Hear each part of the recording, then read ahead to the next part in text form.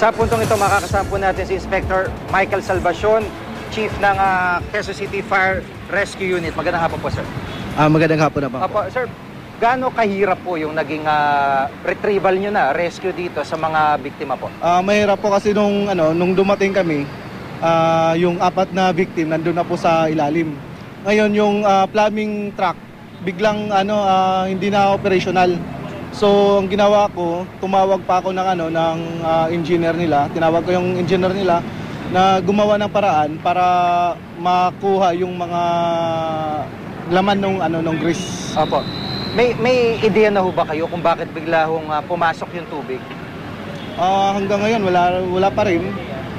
So baka hindi natin alam, baka may gumamit o kaya nabutas yung sa plumbing truck nila. Opo. Yun lang po.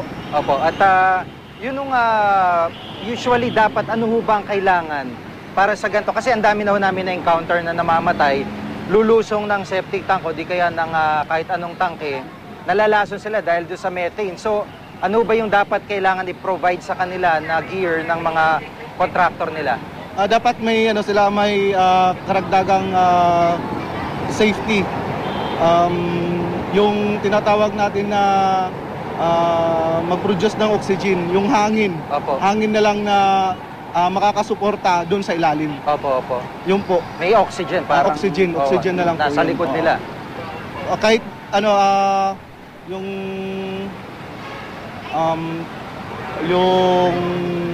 hangin na lang, kahit electric fan lang siya, basta may hangin siya na pumapasok doon. Umiikot yung Umiikot hangin. Kasi lason siya eh. Iikot lang siya palabas. Opo. Basta may hangin lang doon. Oho.